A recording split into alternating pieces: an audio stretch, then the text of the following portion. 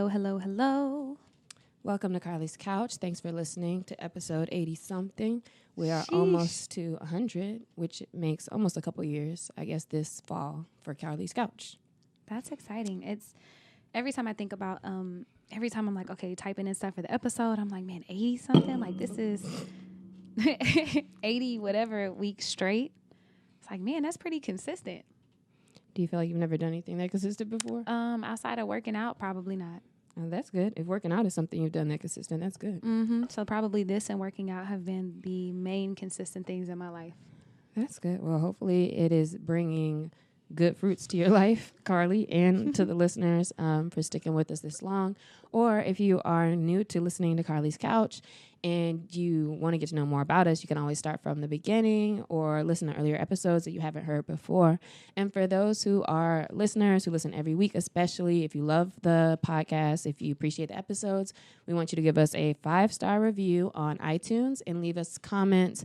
Shout out Earl, who leaves his comments on the site. You can leave them on the site. You can leave them on Instagram, Twitter, and, of course, in a review. So appreciate you guys and all of your feedback so far.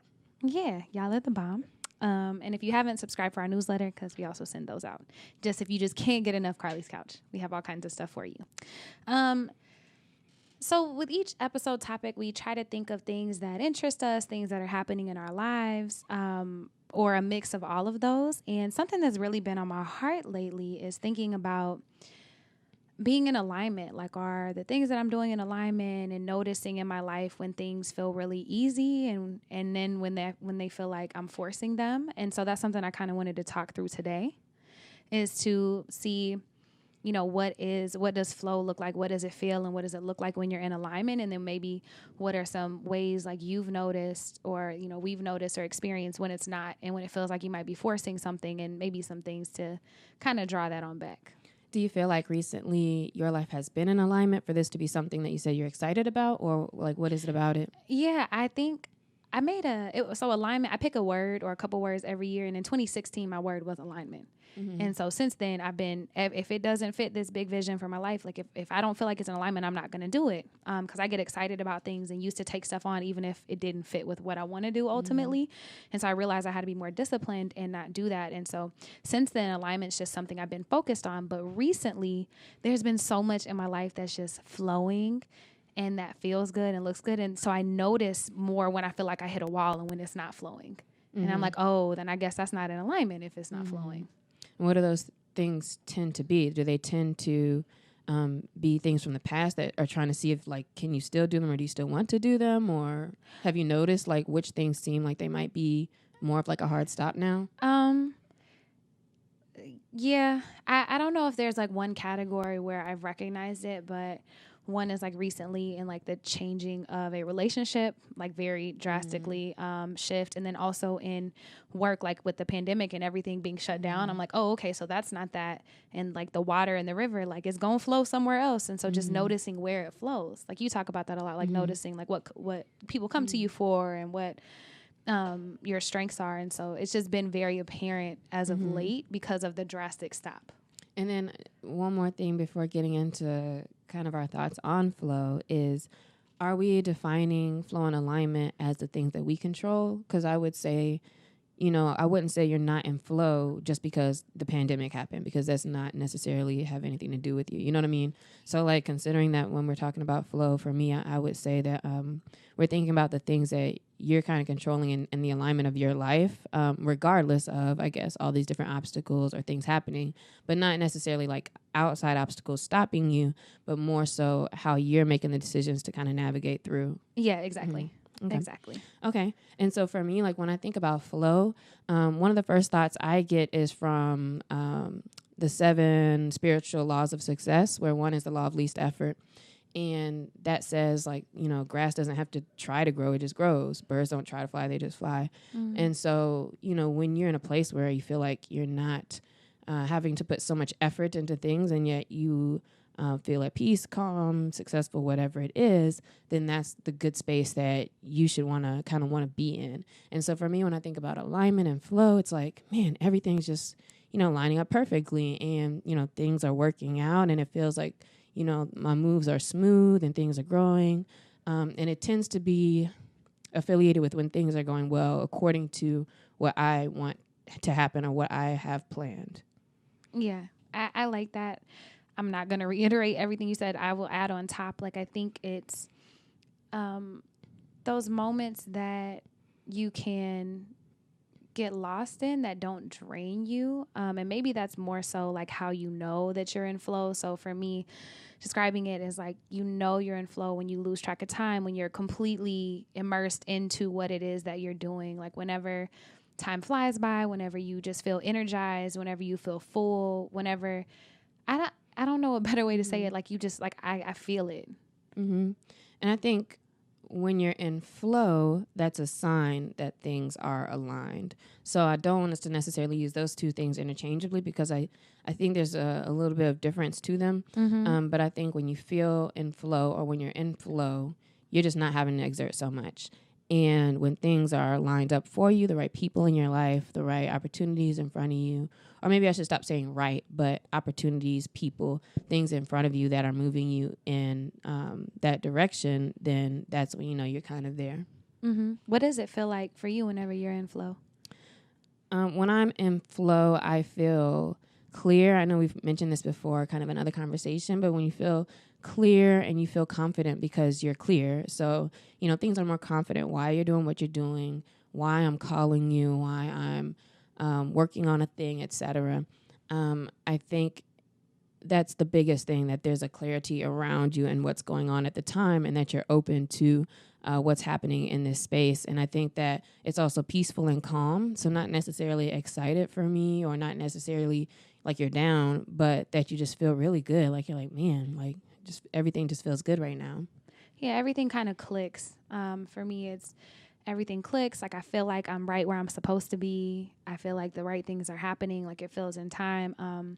I've noticed that I'm more confident whenever I feel in flow. And we talk about things that we can control. That's something, you know, I can control. If I'm attached to a version of my life that's not happening in the moment, that can definitely cause some insecurities and some struggles. But like, you know, just allowing yourself to be present. I guess that's another thing for me, is like being in flow is being completely present with what's going on. Mm-hmm.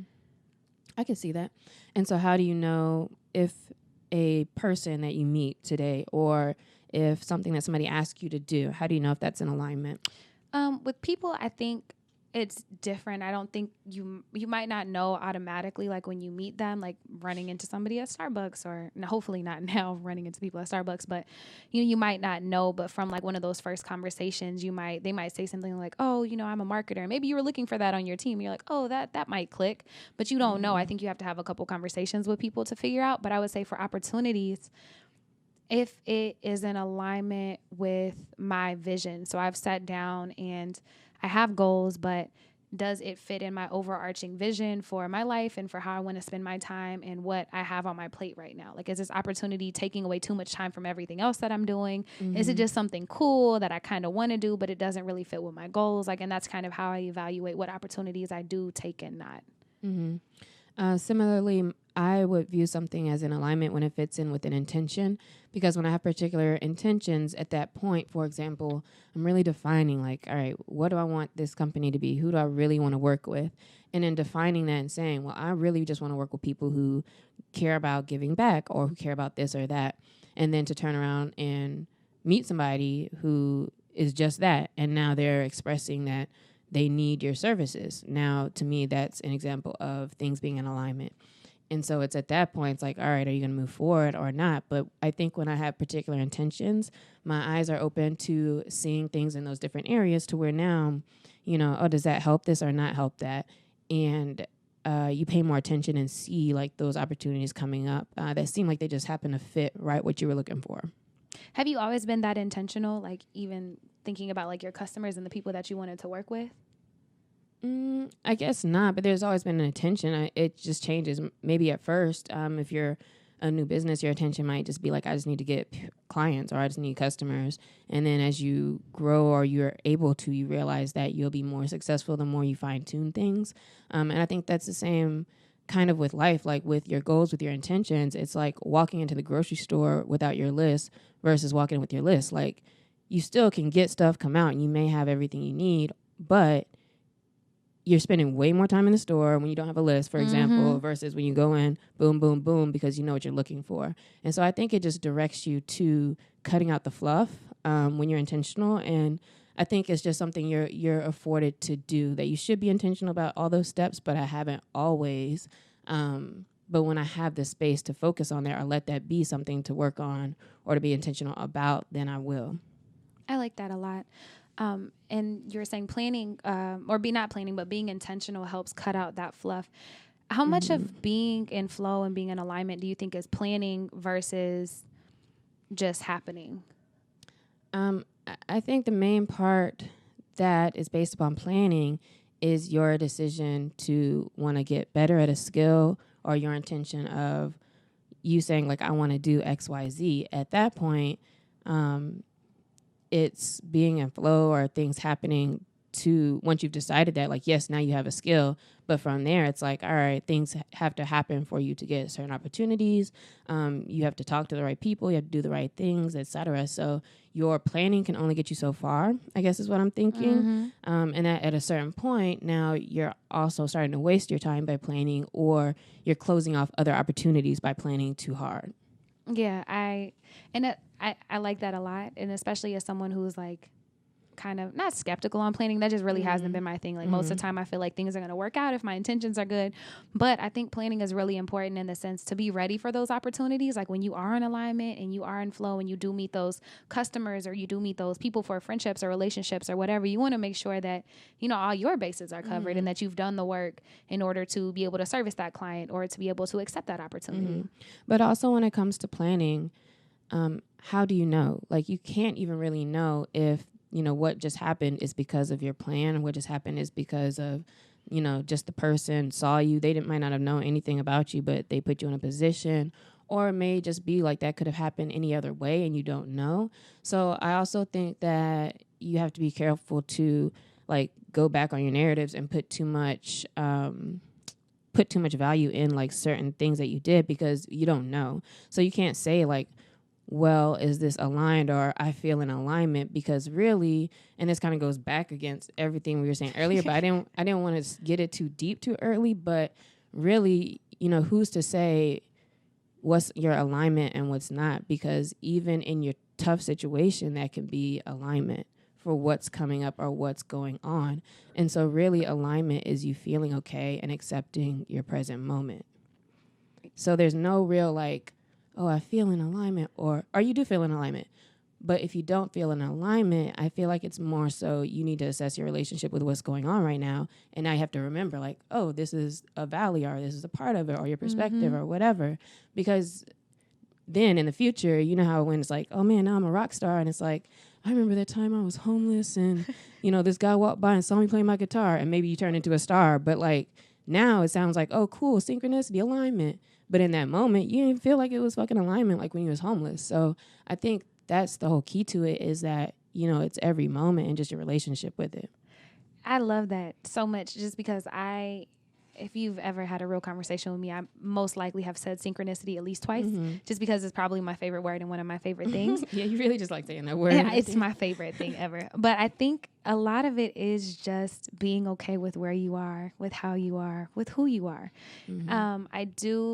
And in my head, I do believe that everything happens for a reason and that there are no accidents, even the bad stuff, but it's like up to you to figure out if it's in alignment. Like, and so I think you can use alignment as maybe a North Star, like guiding you, like, okay, this opportunity doesn't fit with any of the goals I said I wanted. Flow too, more so. So like, remember, we're kind of like, they're kind of a little different, and maybe that's it, where it's like alignment, you should be able to consider each moment being in alignment, but there is like, when you're in flow, you are in flow. There's a thing about that, and that's where you're not having to put too much effort. That's when you're, you know, in your zone, when things are like together. And I think that is a thing to still be in flow, where you've done what you can do to get to that moment, and now everything's like, this is your time to shine. So I think that there's still, you know, like, even in this convo, everything that we've said so far makes sense, kind of in alignment with both of those terms. Synchronicity. No, I'm just kidding, kind of. But yeah, and I think that just being more aware of yourself and how you feel when it comes to certain opportunities or people or things are guiding stars. And that's kind of why I wanted to have this discussion, not only because I love it, but also because I think it's been really helpful for me and been more apparent because I'm at this deeper level with myself, I guess, now that I'm able to realize when I might be trying to force something or when I'm like really stuck on something instead of like, okay, well, maybe that's not where my focus should be, even if I want it to be. And even if I think it's in alignment, if I'm trying to force something, that is a big sign for me that it's not right in the moment. Mm-hmm. I think that makes sense. So how can you learn to be in flow or to feel like you're in alignment? How can you teach that to yourself if you constantly maybe feel more of like you're in a struggle? I would say, well, alignment I think is easier to teach because there could be steps like in my head, like there's like, okay, so look at, your goals, like look at where you want to be, your vision for your life, like is what you're doing in alignment to help you get there. Mm-hmm. Could this be a step? If it's not, then maybe you have to question what steps you're taking. Is this person in alignment with what I want in a partner? No. Okay, well maybe you should think about that before moving forward, etc. But flow, I think the lesson is to just try to notice, and maybe that's where you start is journaling and just noticing when you feel clear, when you feel really confident, when you feel like, for me, it feels like $1,000,000 sometimes. Like I just am in flow, like my time flies. I love doing these things, and it's not necessarily a passion, but also it's aligned with my gifts. So like when I'm speaking, when I'm coaching, I love those things. And those are moments of flow for me. And so maybe going through and looking at your daily routine or things that you really enjoy that aren't a part of your daily routine, that could be flow for you. I think it was in the book Design Your Life where they talked about flow frequently, and you're supposed to journal the things you're doing every day. And at the end of the week, I think, as you're doing them, you put a number, I think, to it, like 1 to 10 or something like that, about if you felt like in flow. No, if you felt in flow, and a number of like how much you liked the task or something. It was something like that. But I think it was an interesting way just to pay attention, to your point, to what you're doing and where you are most in the zone, because perhaps it makes more sense to change your day around so that you're more focused on those types of tasks to get further, because maybe that's where you really are strong. My notes that I had on teaching and learning how to feel more in flow and to be more in alignment are, one, practicing acceptance. So if we're thinking about steps, one is, and this is from Deepak too, but one is with acceptance, it's, today I'm okay with what happens today, or I'm okay with what this person, or in the moment saying that, or just at all points being okay in the moment, because when you accept the moment, like we said, that's when you're feeling in alignment. Another is taking personal responsibility, because when you take personal responsibility for what's going on or for your moment, you take it away from your circumstances, the power from your circumstances, and you're more likely to actually transform that into something. And so that transforms your moments into something a little bit more powerful, into something that can feed your intentions, like Carlie was saying, and your goals that you have. And then another one I would say is practicing defenselessness. And I think that a lot of us spend a lot of time trying to explain ourselves. Or if somebody says something, it's like, no, not that. I meant it this way. Or, always having to feel like you have to defend why or how you did something. And I feel like when you're doing that, you're fighting against the moment as well. And so it's when you find yourself kind of struggling against the moment, or kind of going against what's happening at the time, that's usually a point to stop and kind of think about it, and then just trying to let it flow, or like let it just happen around you. I love all of those. Lex over here is like a Buddha, because it's like suffering is the resistance to what is. That's literally the root of suffering. And it's funny because I wasn't having the best day. I'm not going to say I had a bad day. I was not having the best day yesterday. And we were talking, and like all of these things are like things that would have helped me bring that back down and become more present. And so I guess that's pretty much the biggest lesson that being in flow has taught me, is not forcing anything and kind of accepting where things are and being okay with that. Because even if I'm not okay with where I am in the moment, that does not change where I am in the moment. And if I learn to accept it, like she said, I can own my power. And so instead of being a victim, I can be the person with the power to make the changes, to accept it, or to, be sad for a little bit and then keep it moving. So not forcing anything and really accepting it. And I would say a lesson that I learned from being in flow, or learned from learning about flow, would be that we tend to be the main reasons why we're complicating our own lives. And so, you know, it's like, why are you trying to create tensions with different things? Why are you making things harder than they need to be, more complex, when it's okay for it to be easy, or it shouldn't feel like so difficult, and it's okay to not, you know, for things to not be difficult. I like that a lot.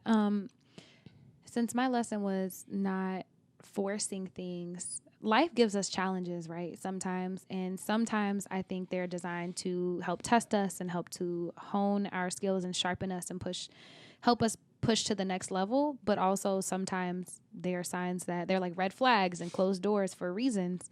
And so for you, what's the difference between like when you're forcing something versus like pushing through? That's a question that I actually ponder a lot. Like one of my philosophy questions I'm always thinking about, because it's like, you know, we always see so much around effort. You're not trying hard enough, or work harder, or even faster. Like all of it smarter. You know, all of it's still the same thing. Like do something else, do something more. But then it's like, all right, but also if there's this, you know, principle of least effort and things shouldn't feel hard, like what does that mean? Like, you know, should you be a quitter, or is it quitting, or is it just stopping because that's not for you? How do you know? And a thought that I ended up getting to today when I was thinking about this is that you're forcing it if you're at a point where you've done your part, and that whatever those results are aren't dependent on you. But I think that, you know, when you're in a space where you need to just push your own mental and push your own barriers that you're putting on yourself, and your own limits that you're putting on yourself. And by that, I don't mean like, oh, yeah, I could work 80 hours a week, because sure, you can technically. But I do mean before you complain about like, oh, man, you know, I'm kind of behind. I haven't answered these emails. But if you look at your hours, you really only did like a couple hours a day type thing. Or you're complaining about that while also spending time doing other things and just not being real with yourself. And so I think things like that are the push through, is pushing through your own mental barriers, pushing through your own kind of limitations to that point to say, all right, you know what, I need to try to get at least 4 hours a day or something like that, right? It doesn't have to be crazy, but I think, you know, when sometimes the results are on you, but at that same point, it may not be that. It may be, you know, relationships around you, or you just hadn't seen that person or whatever. But a lot of times, I think whatever you're most upset with yourself, which for us might be like our follow-up, or how much we did today, or whatever, those things I feel like we know, like when we're doing those well, that's when other people see, and that's when other people call us for opportunities and stuff like that. So you know that's what it's based on. So that is the things to push through. I think that's a great outlook that I hadn't thought about. And I love that it's one of your philosophy questions. You and Jay are two of my favorite philosophers in my life. Shout out to him in China. But for me, I think of a very physical thing, and that's like working out. So the difference between forcing something and pushing through. So if I'm just tired, and I only said I was going to run a mile, but I'm halfway through and I'm just tired, like nothing hurts, I'm not dying, I'm like, man, and I quit, like that's a moment where I could have pushed through, versus if I'm trying to like lift a certain thing of weights, or if I'm trying to do sprints and something hurts, like I just feel like my body can't do it, like with my body awareness, like that's a thing, like, oh, I'm trying to force it for my ego. Why? Like, you know, why do you need to do that extra sprint if your ankle's hurting and, you know, you are just healing? You know, why do you need to do those things? And, or even if you are trying to learn, you know, like couch to 5K or whatever you're trying to do, maybe you walk the last half of the mile. Like, what are you trying to prove? So looking back at your intentions. And I think that has helped me realize sometimes when I might be trying to force things, like when I'm in my ego, or when my intentions are, when I'm trying to force things to look like how I want them to, or how I envision them, versus just being present and pushing through with what I can. So with stuff like the running the marathon, for example, and you're like, oh man, my ankle's locking up. So is that forcing it, you're saying, if you keep trying to go? Instead of just being like, you know what, this is where I should stop?